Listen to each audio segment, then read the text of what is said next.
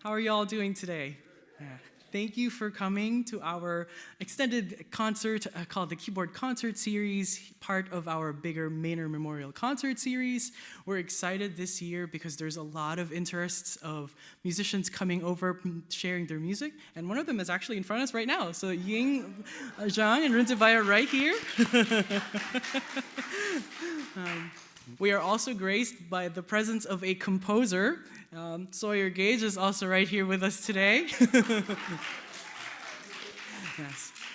Our church has always been interested in not just meeting musicians, but getting to know their stories. So if at any point of the concert or after the concert you're interested in getting to know more about them, please ask them some questions. Yeah. I'm excited to introduce the artist for this afternoon, pianist Alexandra Volgosha, lovingly called Sasha. Sasha was born from Moscow, Russia, and is currently a doctoral candidate at James Madison University, who enjoys an artistic life of teaching, collaborating, and solo performing. Her recent community initiative included a launching of an annual new piano music project where JMU composers and pianists collaborate to present new works to local communities. I was part of that first batch. We performed in Fourth Defiance in a beautiful church called Augustus Stone Presbyterian Church. Highly recommend that you visit it. She's also had several achievements, including winning first and second prizes in competitions such as the Davis Piano Competition, the Crescendo Competition held in Carnegie Hall, and many others. Sasha performs solo and collaborative concerts throughout the United States and Europe and has appeared as a soloist in performances such as the Tula Symphony Orchestra in Russia, the New England Youth Ensemble in Maryland, JMU Wind Symphony and Brass Band right here in Harrisonburg, as well as Warren Philharmonic Orchestra in Ohio. She has also performed as guest artist in festivals such as Port City Music Festival in Wilmington, North Carolina, Stanton Music Festival down in Stanton, and the last thing I'm going to share with you is where she got her previous degrees from. So she earned her bachelor's in piano performance with honors at the Washington Adventist University with Dr. Mark DePinto, and her master's degree at the University of Maryland under Larissa Dedova. She's currently a student here at JMU with Dr. Gabriel Dobner and has taught at institutions such as University of Maryland, James Madison University, and Christopher Newport City. Ladies and gentlemen, Alexandra Volgosha.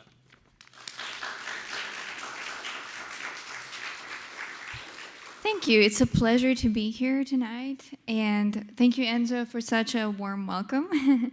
It's great to see all of you here. Thank you for having me. Well, I don't think I need to add anything to be said about myself because that was quite... I think that was a good introduction. But I would like to say a couple of words about the first piece that I'm going to play. So if we could get that first slide. Thank you. Yeah, so in front of you is a Soviet composer, Sergei Prokofiev, a 20th century composer who was born in, what's now a modern-day Ukraine region. But back then it was all Soviet Union. And he actually immigrated out of the Soviet Union at first, but then decided to come back. And he faced some restrictions by the government, of course. His music is very interesting because it wears masks. And what do I mean by that? One moment you will hear something very sarcastic or almost even brutal, but another moment you will hear incredibly lyrical and melodic music. So just be on the lookout for those switches. And in the last movement of the sonata, there is a very interesting spot where a very loud and obnoxious note keeps reappearing. It actually annoys my husband when I practice this passage all the time. He's like, oh, the C sharp. I can't stand this C sharp. You will hear that in the music. And to me, that part reminds almost like a chase, like a cat and mouse chase.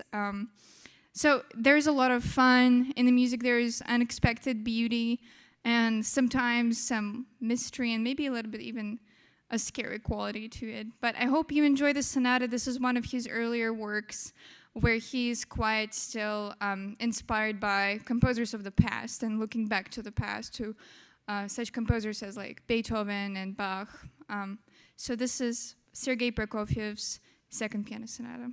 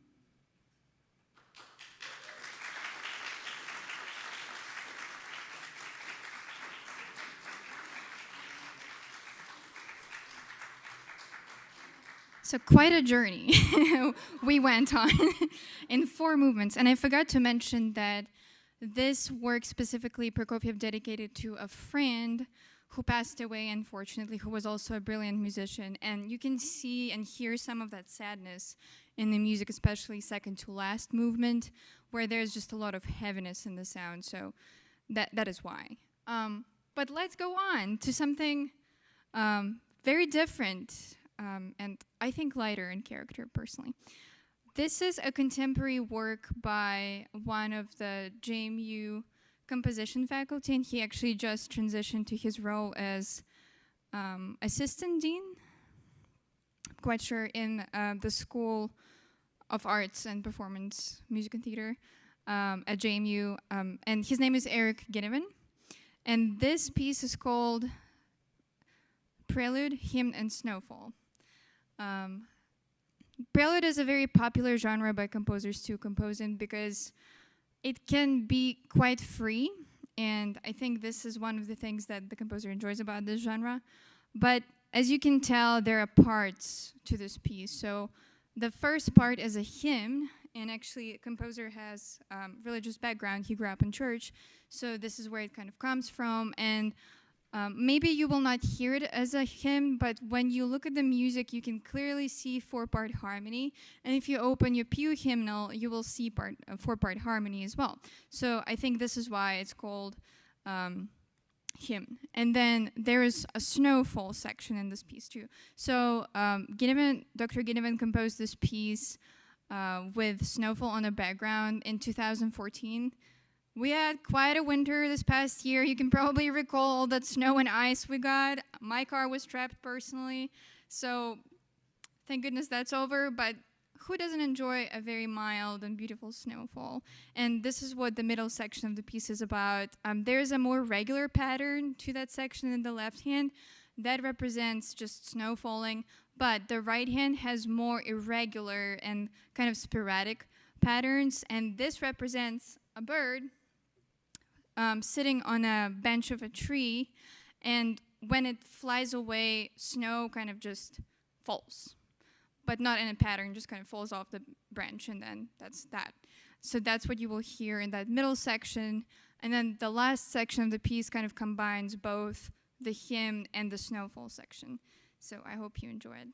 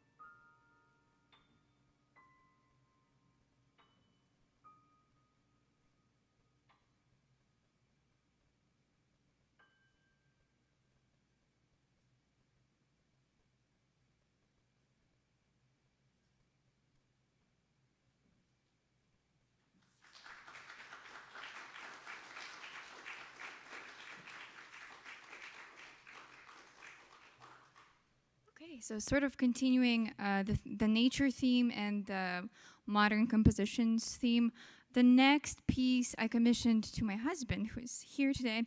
Back then, he was still a boyfriend. Now he's a husband. And actually, he's been working really hard last week because we just moved places and I had to go away for a performance. So he was doing a lot of moving by himself. He was probably not praying to be delivered from evil, but from my stuff, quite honestly. So this piece is composed by him, and we both enjoy visual arts. We go to DC National Gallery quite often, and there, a genre that I particularly enjoy is still life genre, which is basically a collection of objects that were once alive but no longer are alive. And you can see that painting on the left. So this particular painting is called Vanitas Still Life by a Flemish artist, Joris van Saun. And Vanitas represents this concept of how brief and vain human life is. So you can see like a heavy-handed reminder of death, like skull or a gun. But there's also like things like musical instruments that represent human vanity, but also the arts. And in the first movement of this piece, the composer just kind of imagines these objects laid out, and then in the middle section of the piece, there's almost like a recollection of what once was with these objects when they were alive, how they were full of life, and there was like a whole story behind, I don't know, a human in this painting, or even the flowers and the fruit. And then the piece concludes quietly as it began, sort of coming back to this setting of the painting. The second movement, Spirit in the Fields. So this is a very famous painting by Van Gogh, and it's called Wheat Field with Cypresses.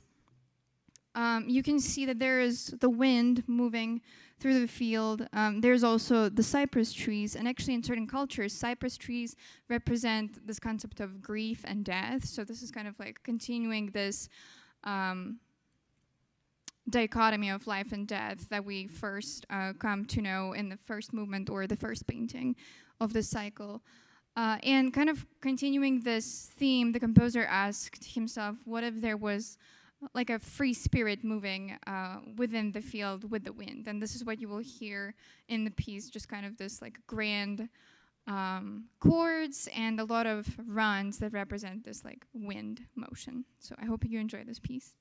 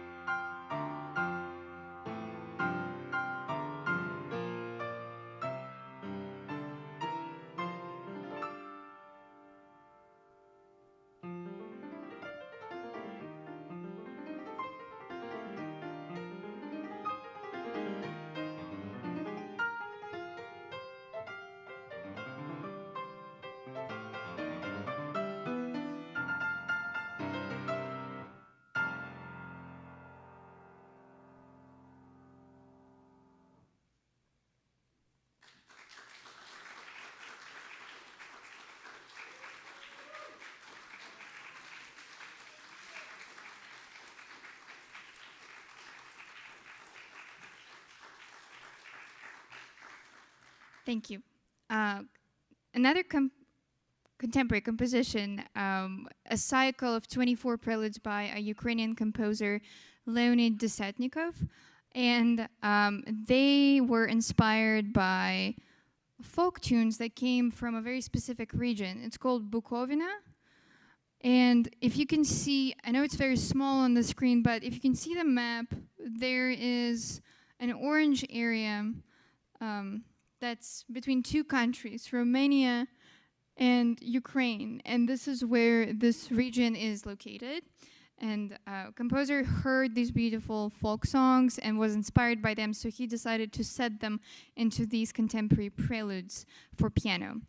Following Western music tradition, he wrote 24 preludes. A lot of composers like Debussy and Rachmaninoff that you will hear later in the program, they have written cycles, as well as Chopin, of 24 preludes, a prelude in every key, every musical key, like C major, A minor, D major, B minor. There's not really a pattern to keys in this specific cycle, but it's just, again, this representation of beautiful folk songs. And I have prepared a few selections from this cycle.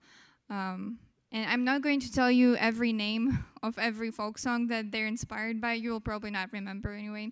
But just imagine this beautiful scenery you can see on the right, and just imagine people of that region going outside and singing these beautiful folk songs.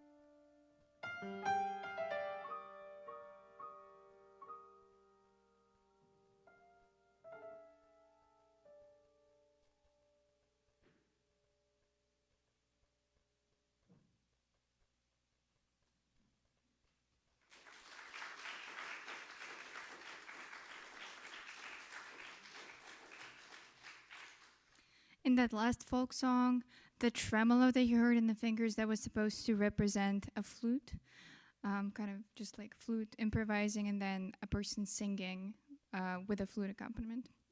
The last part of our program are also preludes to continue the theme, and these are by a Russian composer, Sergei Rachmaninoff.